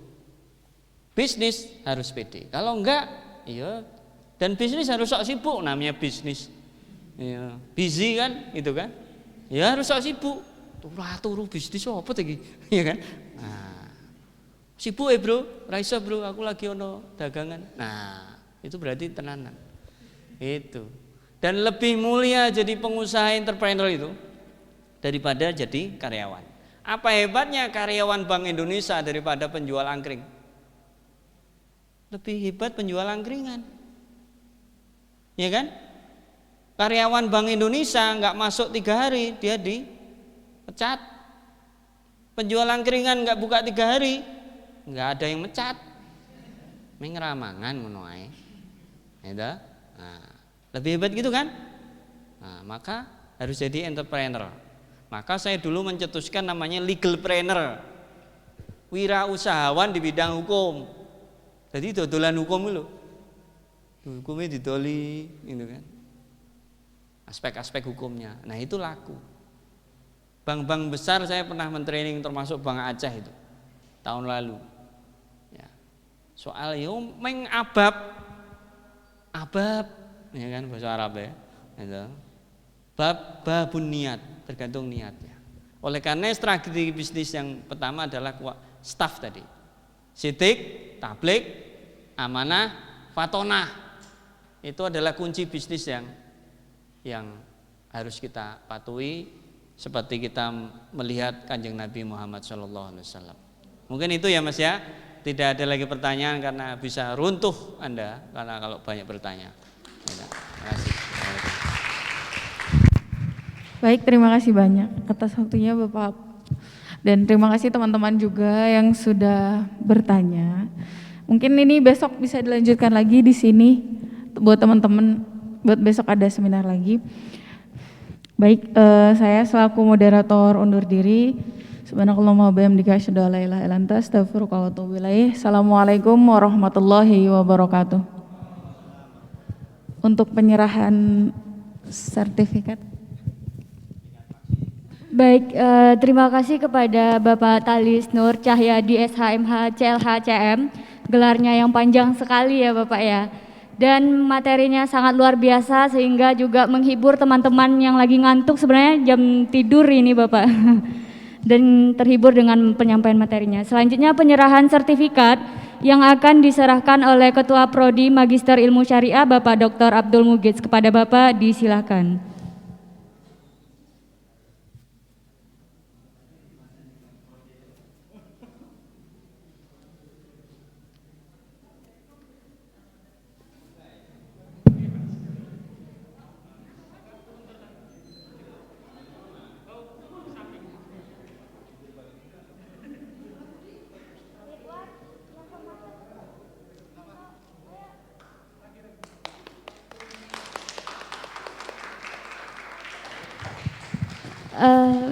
izin Bapak, teman-teman Formaster mau berfoto. Oh enggak, iya. Ini sama Bapak. Ayo teman-teman peserta atau pengurus Formaster yang mau berfoto dengan narasumber kita pada siang hari ini, disilakan untuk mengambil posisi di bagian depan. Kepada teman-teman yang mau berfoto, disilakan.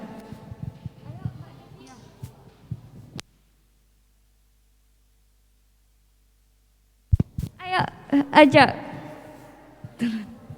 Kepada panitia beserta pengurus Formaster dipersilakan ngambil posisi di bagian depan. Untuk seluruh peserta untuk acara kita hari ini sudah selesai dan mohon maaf dari Bapak Abdul Mujib berhalangan hadir sehingga acara kita telah berakhir sampai siang hari ini. Dan disilakan kepada teman-teman semua untuk mengisi absen dan mengambil makanan di bagian di bagian belakang. Terima kasih.